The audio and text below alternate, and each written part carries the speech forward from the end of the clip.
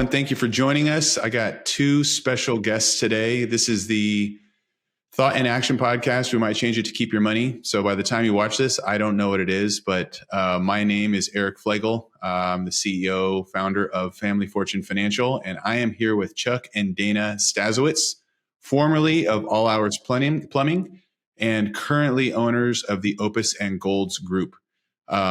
We're going to do a couple podcasts. So if you're watching this one is specifically focused on their exit. And I wanted to kind of take you through what they went through so you could kind of feel it from them. It says, how many weeks removed are you? August 1st. Actually, we're officially on until November 1st, but yeah.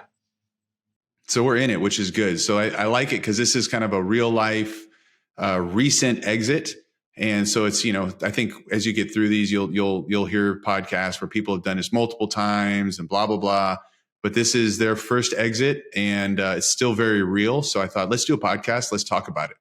So I just want to introduce both of them. So it's Chuck and Dana. They're not married, brother, sister. Chuck's the former owner. Dana, she's the general manager, but she's really the COO. I would say kind of the chief, get everybody kicked in the butt and get them going where they're supposed to go officer. So that's who you're talking to now. So first off, let's just start with I got a couple questions here. What made you want to exit? Thanks, Eric. Thanks for having us on. And I mean, there's a bunch of different things, but the biggest one that I can think of is, I'd been in home services, plumbing specifically, for 25 years. And what I've found out since is most people get tapped out or burnt out or have some sort of change or their passion goes a different way at about year 10. So I've been in the business for 12 years and it was really like, the passion was there, but it wasn't like that first day. It wasn't like the time that I opened the doors, right? So that's what I was really searching for was a different, that passion to come back, but in a different way.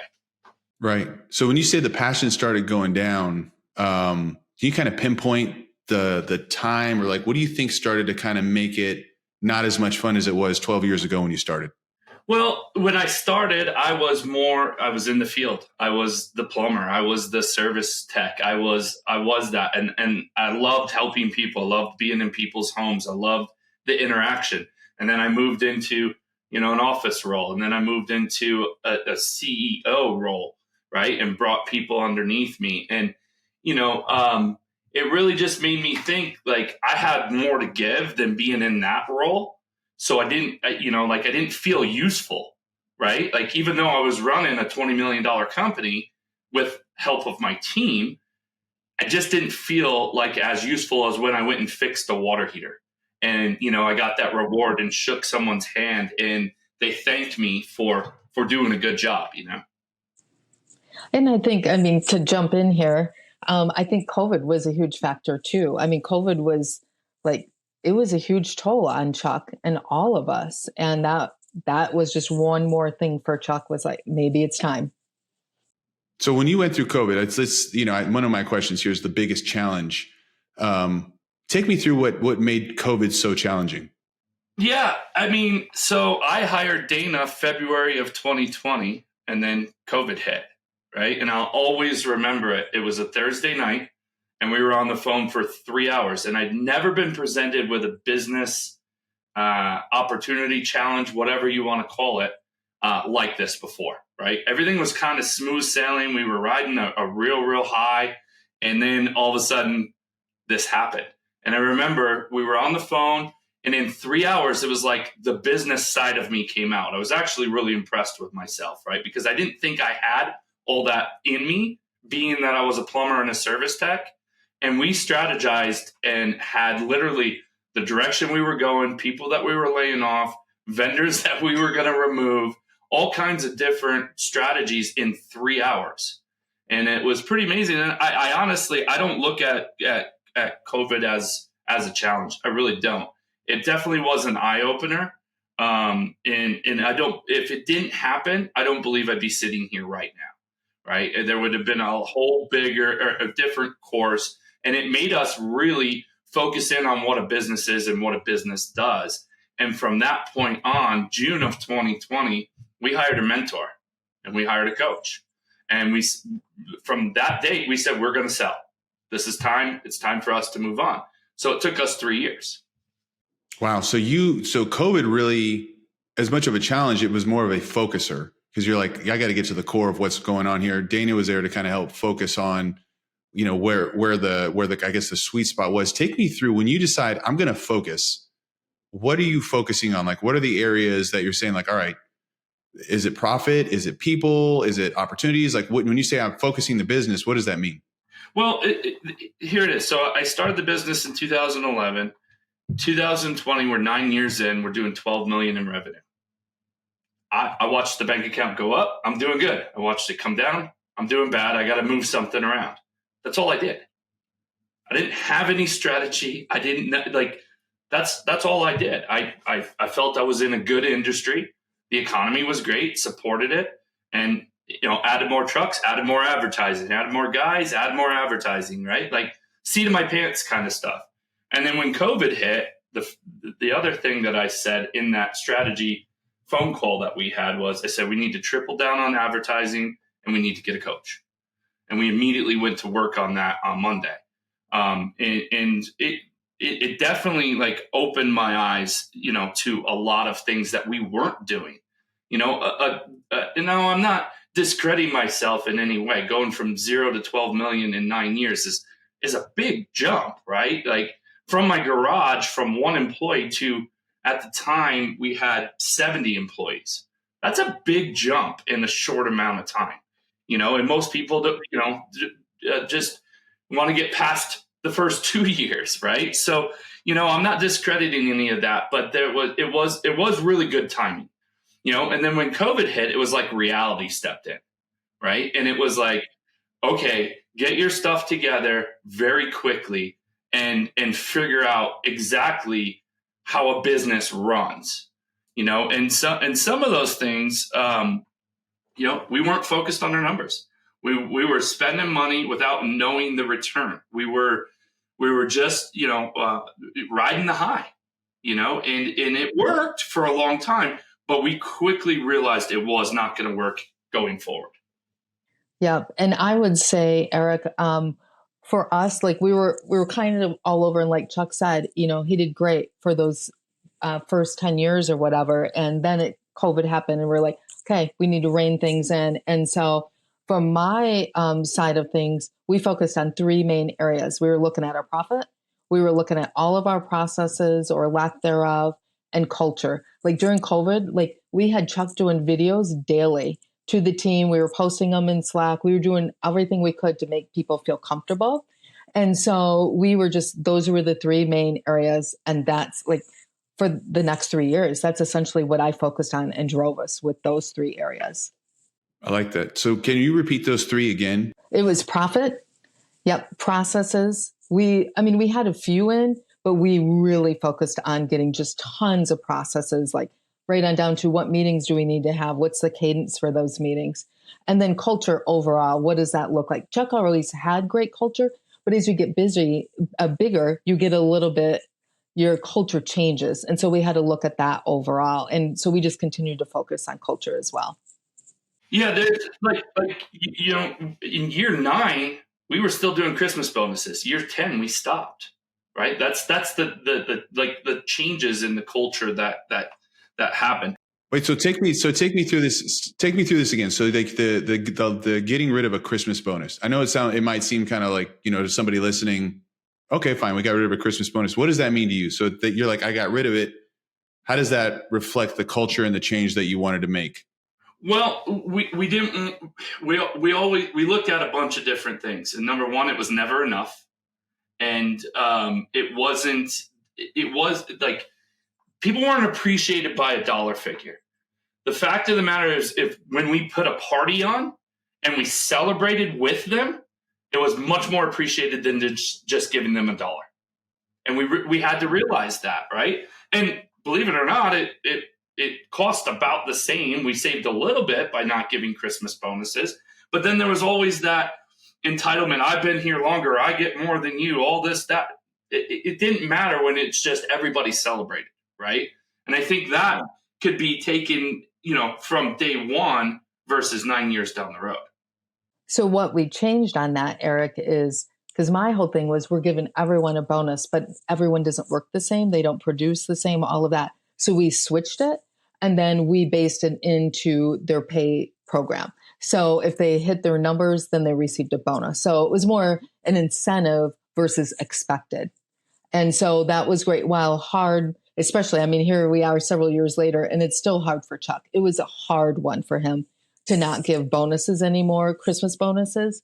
But the team loves it now because they're getting rewarded. For those who work hard, they're getting rewarded and rewarded nicely.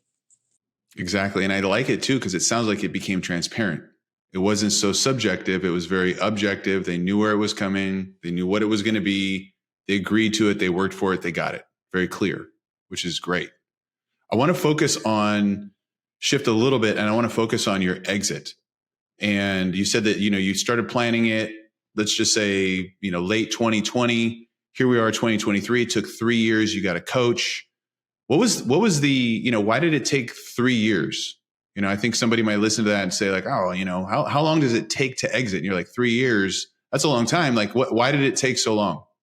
Well, first, I think there's there's obviously a visionary in a company, and then there's someone that implements and drives it, right? I'm definitely the visionary, and Dana is definitely the driver and implementer there. Two very important roles, two very different roles, right? And being siblings, she treated it as her company as well. So that's number one. And we had to define those roles, right? Once we defined those roles out and learned how to work together in those roles, like she was very strategic on saying, yes, that's a great idea, but is it going to get you to your end result? And making me think, okay, I don't necessarily have to do it. It's not going to get me closer to the result that I want. It's going to get me further away.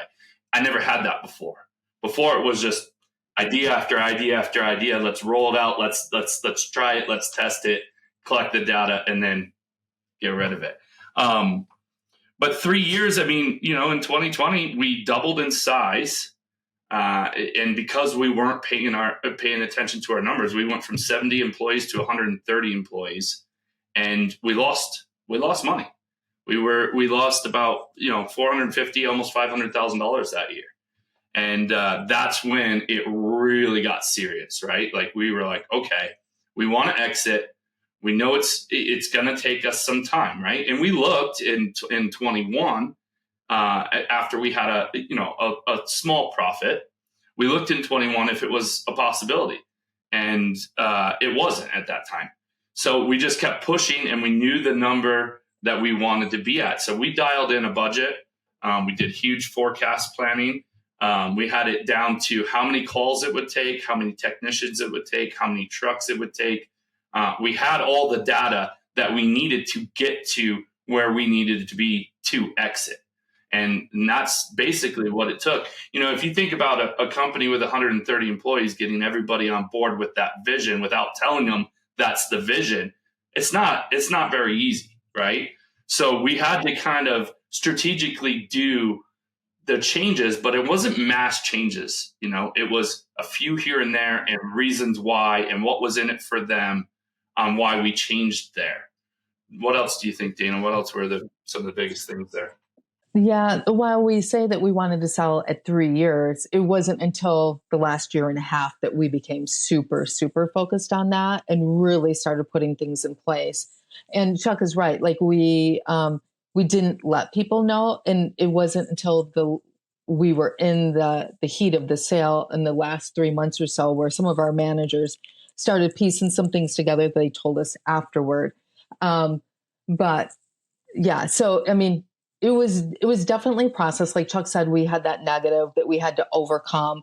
We had to make sure, like, there's just so much. That a company is looking for. And so we had to make sure that all of those areas were covered and that we had our stuff together, and that we were ready. And because, as you know, everyone like digs in your books for, is it the last 3 years, last 5 years? So there was a lot. So biggest surprise when you went to go exit, I mean, there was definitely a bunch of like what it actually takes to get it done. Give me your top 2 or 3 surprises. Yeah, I mean, the again, planning it out was, I knew I had to figure out what I was going to do with the finances afterwards. So I interviewed three wealth advisors, and Eric, you were one of them. And I chose to work with you, and that's that was a big reason. Why? What helped me knowing what I was going to do with it afterwards, and what I was going to do afterwards was really important, because it wasn't just, okay, here it is. Now I'm left with this big pile of mess, really, is what it would have been if I wasn't interviewing and asking the questions. And quite frankly, I went to people that had done it before me and asked questions there, so I could know the right questions and to get the answers that I needed. Right. Like, it started as soon as we had an engagement letter. I said, okay, well, like, I got to find an accountant. I got to find a CPA. I got to find a tax planner. I got to find someone that can help me protect this wealth that I just worked the last 25 years to get. And that was a big eye opening. I didn't think it was going to be as challenging as it was, because in the 3 people that I interviewed, there was a lot of differences in strategies, right? And I'm a plumber first and foremost, right? So I didn't know what I didn't know. But going to the people that had done it before and asking them the questions, then I could ask the professionals the questions was huge for me. I remember talking to you about, I think for people that haven't gone through an exit, I'll use 10 million as a number because it's just an easy round number. They see the amount that you're going to get. I'm going to make 10 million. But what they don't know is you don't keep all 10. There's a lot of, there's payoffs, there's, taxes, there's all those things. And so when you look at the number, I remember going through this with you, there's a point where you're like, wait, if I just pay everything out, why am I selling? I mean, it ends up being less than half, and it's shocking. And so I think, to your point, asking the question before you sell, how do I keep all of this, I would say the surprise is that's what it could be. And then, kind of going through it and making it not be that way is a huge win. And you did a great job, in asking all those questions too. What about you, Dana? On your side, what was one of the biggest surprises? Well, I would expand like what Chuck said. The other one, like we were in, like within the first few weeks of when we were in letter of intent, and I was like, we would have never, because we explored, we met with people on our own, and then we decided to go the broker route. And we were having a conversation with Chuck. I'm like, oh my gosh, like we could, like, I would not have wanted to do this without a broker. Like they saved us so many times. It was crazy. So again, like Chuck said, having a team is so critical. So you just know. So tell me, take me through one of the things, because I know your broker is great, and I'll just give them a plug. Align, Craig, they did a really good job. I'll put their little link on the bottom as well.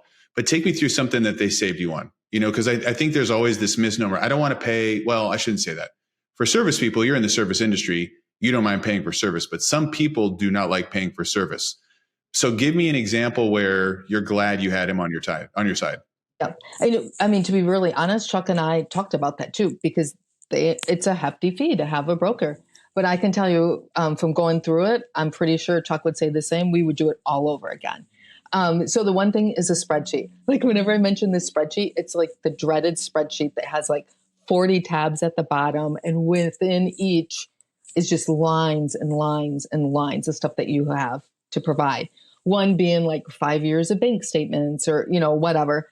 And so for us, we would send everything to them. They would review it and say, yep, this looks good, just double checking everything.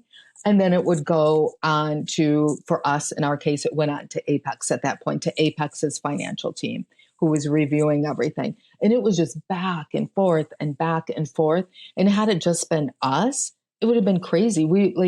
it's so intensive. So they had a whole team that was just keeping track of stuff, of what we sent, what we still needed, what if they thought that something didn't look right or that we needed to provide more. It just saved us. We actually, our closing got moved up, which is kind of unheard of. And ours was moved up. And I really think it's because of the broker. And we had an awesome team on our end helping provide all the information too. Yeah. I just want to add a few things to that too, Eric. It literally, like, they cost a lot, but they covered their cost and plenty more on top of it, right? Within a week's time. So I sourced a deal on my own before I decided to hire a broker. And within a week's time, after they knew, that you should have seen the company's face when I told them I had a broker. They like went white. They went ghost. I'll never forget that. We were on a call with them, and like you could literally see it in their face, like, oh no, right? Well, yes, they have that reputation. Dina and Craig's team at Align is fantastic, and literally they knew the owners of the company that was looking at us. So they got on personal connections with them, and they really, like, within a week's time, it was super impressive that it happened that way, right? And, I mean, skeptical, just like I'd heard all the horror stories and talked to other people that went with a broker, didn't go with a broker. So that's what I was trying to do at first. But like Dana said, I'm so glad I did, because when it came time to scrap, they were in there. When it came down, literally down to the wire, the last day, there was still negotiations going on, and they were on the forefront for us. Like, there was no way they were backing down or anything like that. They had our information. They had solid data behind it to back it up, and they're like, "Look, we're not going to mess around here. We bring this to you exclusively. If you don't want to do it, we'll go to open market." And we did a deal without even going to open market. So, it was definitely some good timing too, but without them, it wouldn't have been as smooth, and I say that, and Dana always says, yeah, but you weren't on this side. The way I look at it is it could have been a whole lot worse than the way it was. And there's so many calls. Like, we were on weekly calls, sometimes multiple times a week with the new company. And they were on every single call. Like, it could be one person, they could have 5 people on there. And we just knew, like, if there was a question that was asked of us, because basically those weekly calls, you were going through all the documents. They would ask questions. And if they didn't want us answering something or whatever, they would just speak up, or they would answer something for us. And it was great. It was a great team to have behind us and in front of us, looking out for everything good for us. One more quick thing is, they would, on the back end of it, Eric, they would walk me through why it made sense. Even though I was like, I ain't going to agree to that. Why would I agree to that? Then they would calm me down, tell me exactly, like, okay, let's look at it 2 different ways, the upsides and the downsides from it. They were fantastic through the whole process. And that didn't just happen once. That happened multiple times. I'm a very passionate person, and growing a business for 12 years, I didn't want to just let it go, right? So I think every business owner feels that way about their business, right? Like, it's your baby, and literally you're going to fight to protect it. These guys do a really, really good job to help you see both sides. Really, I like it because it sounds like there's a lot of knowledge that goes on, or education, and that knowledge gets you to that PowerPoint. One last question. If you were to change anything, there's always something that we're like, oh man, if I would have done this, it might have been a little better. If you could change one thing, just one, I'm gonna ask you, Chuck, and then I'll ask you, Dana. What's one thing you would change if you could do it all over again? There's so many, and I have zero regrets, zero regrets, but I do often look back and look at it as what I don't want to bring into the next thing that I'm doing. The biggest one that I would do is I would have hired a coach from day one. I would have had someone in my corner, cheering me on, telling me, setting it up proper from day one. Whether that was a tax planner, better CPA, just business coach in general, but the right coach, not just any coach. I would have found the right coach. And some people go through 2 or 3. I was blessed. I found one and still am with him today. Super. Why don't you give your coach a shout out real quick? Say his name so people can know who helped you. Well, CEO Warrior helped us on the home service side, but on a personal level, Mike Aguilera and the Food Dog Group, like I continue to work with the Food Dog Group and have been for the last 2.5 years. And I always like giving people shout outs if they do a good job. So I love that. Dana, what about you? What's one thing you could change if you could do it all over again? I would had we decided, while we talked about selling, we weren't super, we're going to sell by this time right off the bat. I would have implemented things sooner had we decided that. Like Chuck said, CEO Warrior was great for us. They were a great group. I really we wouldn't be where we're at if not for them. And I shouldn't say that. We took the information that they provided and we implemented it. And that's why we are where we're at. But I would have just implemented things sooner, in looking back. But like Chuck said, no regrets. It was all part of the journey for us. And we learned what we were supposed to learn and we're exactly where we're supposed to be. Yeah, exactly. That's super important too. So I'm going to wrap this up and just by saying a couple things. One, you guys went through the School of Hard Knocks and you came out and you got an A+, which is great. 2, you've taken that knowledge and you've started a new organization group, whatever you want to call it, company, Opus and Gold's group, where you're both the principals on it, helping other companies with what you've learned, which is great. There's a separate podcast. If you're listening to this and you want to learn about that, there's a separate podcast that you can listen to learn more about that. But I'm super appreciative to both of you being on today. Thank you very much for sharing, because I know, we kind of throw all this out there, but I remember listening to these, podcasts for the past 10 years myself for my industry. And I just get little nuggets every time, this 15, 30 minutes of talk. I'm like, oh, that's one thing. So I guarantee you people have listened to this and, if they've made it to this point, they've gotten a nugget or two. So I really appreciate you taking the time to share those things, because it's impacted people, and you may never know, but I know just the way these things work, I know that it has. So thank you for being so, open with what you've learned, and helping other people out with it.